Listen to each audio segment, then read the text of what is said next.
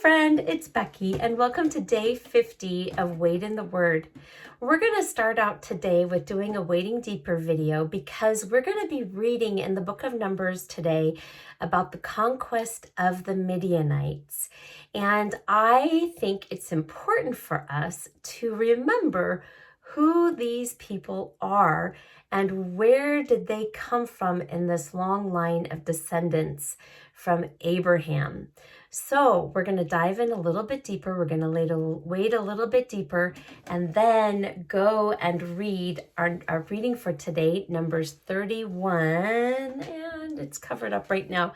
But yeah, starting on 31, 31, and 32, and Psalm 50. So let's talk about the Midianites, okay? The Midianites that Israel is going to fight today and I think have victory over. They were a nomadic group of Bedouin people in the Old Testament who shared a complex, often hostile relationship with the Israelites. Despite being related by a distant relative, which is Abraham, through a common ancestor, they were frequently portrayed as one of Israel's most significant recurring enemies, the Midianites, okay? So here's some key facts about the Midianites. They were descendants of Midian. You remember who Midian was? We read about him. We read his name. In fact, we probably just passed over his name, so it's okay if you don't remember. I didn't remember. Midian is actually the fourth son of Abraham and Abraham's second wife, or sometimes she's referred to in the Bible as his concubine, Keturah. So her name was Keturah. So this makes the Midianites distant kinsmen to the Israelites who descended from Abraham's son Isaac. Geography. Where were the Midianites located? Their territory is known as the land of Midian. It was primarily located in northwestern Arabia, east of the Gulf of Aqaba. However, as nomads, they also occupied regions in the Sinai Peninsula and near Moab. So, if we are looking at this map, oh, no, here they are. Check it out. Let's see, let me find a pointer. Okay, take my glasses down so I can see. Midian, right here. Boom, boom, boom. So remember the Moabites? They and the women of Moab enticed the men, and there were some issues there. Well, apparently the same thing happened with the Midianite women. And so here they are. Those Israeli men must have been good-looking men. Okay, so that's kind of where they lived. The lifestyle. They were known for caravan trading, such as spices, gold, and slaves, livestock herding, and occasional banditry. So they were bandits. Archaeological evidence at sites like Timnah suggests that they were also very skilled in copper mining and metallurgy, so with metals. Now, let's talk about some of their major biblical interactions. The Midianites. The Midianites and the Ishmaelite traders purchased Joseph from his brothers and sold Joseph into slavery.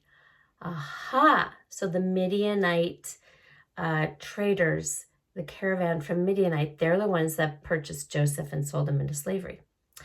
Moses also has a connection with Midian. After he killed the Egyptian in Egypt, Moses fled to Midian, where he lived for 40 years. There's 40 again. He married Zipporah, the daughter of the Midianite priest Jethro, and it was in Midian that God appeared to Moses in the burning bush. So Moses was kind of familiar with this area. I wonder if that's one of the reasons that God chose Moses to lead the people out, because there probably wasn't anybody else that was in Israelite that had been a slave that had been out in this area. I might have hit that on the nose. Moses knew this area because he'd already fled through it. Okay. Then there was the seduction at Peor. During the Exodus, the Midianite women, on the advice of the prophet Balaam, enticed the Israelite men into idolatry and immorality, leading to a deadly plague and a subsequent war of vengeance by the Israelites, which is what we're going to be reading today. Interesting. I should go back and, do you guys remember reading about that with Balaam? I don't remember that at all.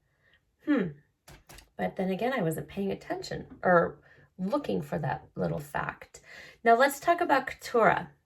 So she was the third wife, or sometimes she's referred to as the concubine of the patriarch Abraham, whom he married after Sarah's death. So that was good to read that. So Sarah died and then he married Keturah.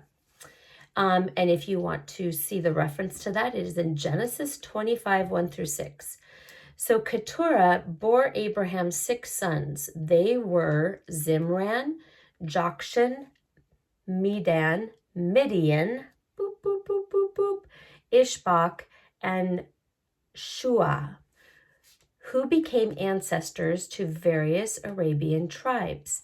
She represents a secondary yet blessed union in Abraham's life. Oh, do we need to read that? Nope. Relation, okay. Nope, I'm not going to read that. Okay. Her sons were given gifts by Abraham, and they were sent to the east to avoid conflict with Isaac, the son of promise, through their descendants, specifically the Midianites, played later roles in biblical history. All right, so those are the people that we are going to read about. Is God sending Israel to conquer the Midianites? All right, and those are some of the reasons why he's sending them to conquer them. So meet me over in the other video and we will read about this. But I hope that was some good information to set the stage and jog your memory on how the Midianites came to be and fit into the whole thing. See you soon.